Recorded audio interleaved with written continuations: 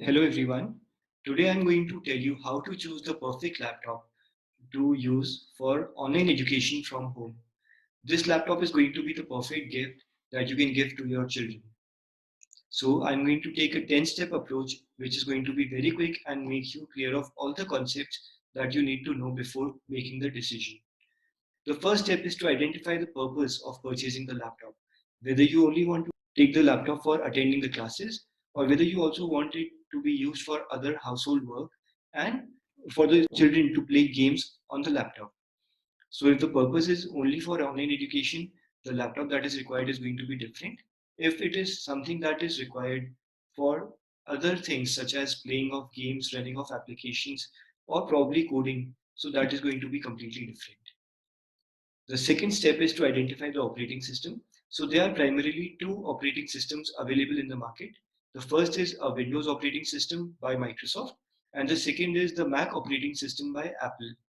So for most of the education that is provided in India these days, we are preferring Windows as the base operating system.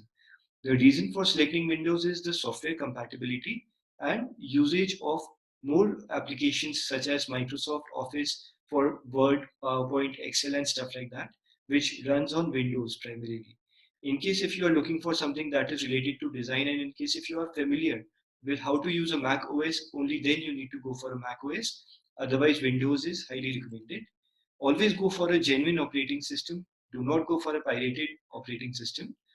The Windows had plenty of versions that were rolled out over the past few years, right from Windows 95, 97. Now we have come to Windows 10, which is the latest version of Windows. So do not go for a Windows 7 or a Windows 8 machine. Always go for a Windows 10 machine if you are purchasing it now. When we talk about the processor, so there are different options available. The first choice that you have to make is whether you have to go for an Intel processor or an AMD processor. The Intel processor is recommended from my side. We have got different options when we talk about Intel. So we have got Intel i5, i3, i7, and i9. i3 being the primary processor that is provided. It is the base processor. The difference of processors comes from the number of cores. That is the second part of step 3, in which the more the number of cores, the more the number of parallel operations the computer can perform. If there is a person who just needs to use the internet, so i3 is sufficient. But in case if you need to use the internet along with writing a code, then probably you could go for a i5. In case if you are looking for a more intensive operation of the computer, then go for a i7.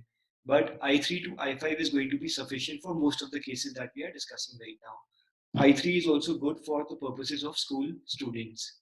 When we talk about generation, so the generations are also evolving constantly. By the time you see this video, probably we would have another generation that has been rolled out. So the processor comes in this format that Intel i3 8th generation or Intel i3 10th generation. Right now we are having the 11th generation that is going on.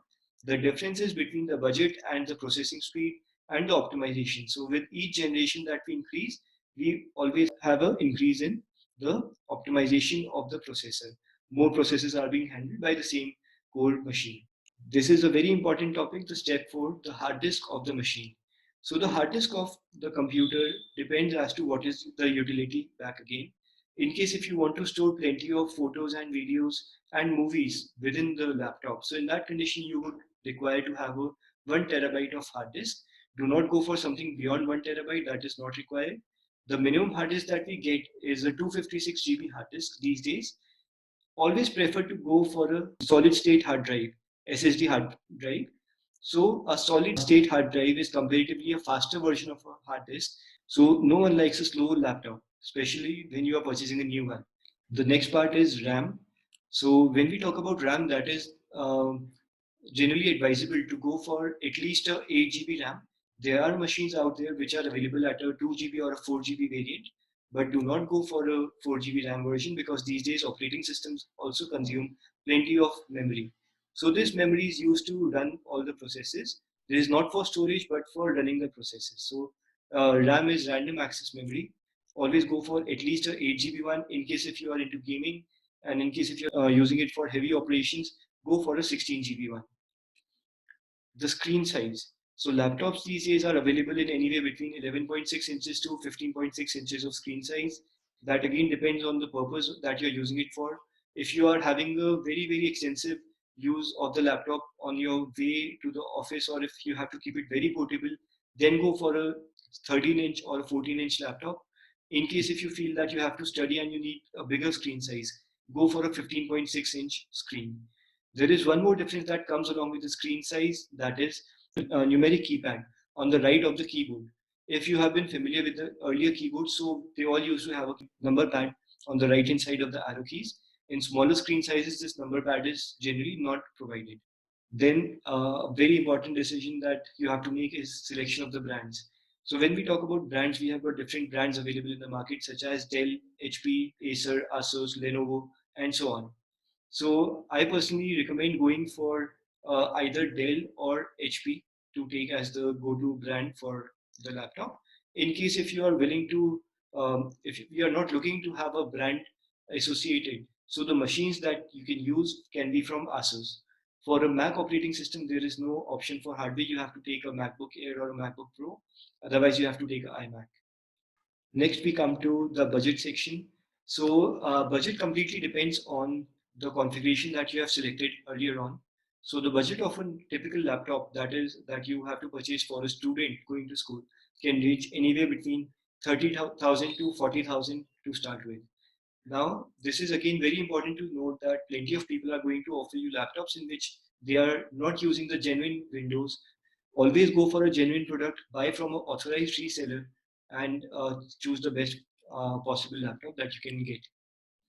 The final step is the accessories. So if you take the laptop from any of the shops in the local market, then they are going to offer you a free bag or a free mouse, a free keyboard, free headphones, or probably a free keyboard guard as well. So always compare these accessories to their counterparts online so that you know what you are being offered. Generally, these are of a lower grade quality, and instead of accessories, it's always better to save the money by getting a discount of even 500 rupees. Now, I have got two bonus slides as well. The first is the softwares. Always try to get a genuine Windows machine with Microsoft Office 365 inbuilt in case you want to use PowerPoint and Word and Excel, which are as norm these days. So always go for a genuine software. Do not download any random softwares from the internet. Also, to get started, there is a website called Ninite, the link that you will find in the description, through which you can download the essential software that you require to get started. The last feature is where to buy from. So you have got different options in case if you want to buy from online platforms such as Amazon or Flipkart or any other platform, then you can always search it there. It is generally advisable to support the local players. Go to the market, see the pricing. Wherever you save the more money, it's better for you. So there is no difference whatsoever because the product that they are providing, just see that it is sealed pack from a genuine reseller. Everything has to be authentic. It's all sealed pack. So wherever you get it, the cheapest, buy it from there. There is no issue in terms of the warranty in case if you can handle the laptop in a good way. If you are very careless, then you might go for an extended warranty. That is all from my side. I hope this video helps you. Thank you and please leave comments in the section. Thank you.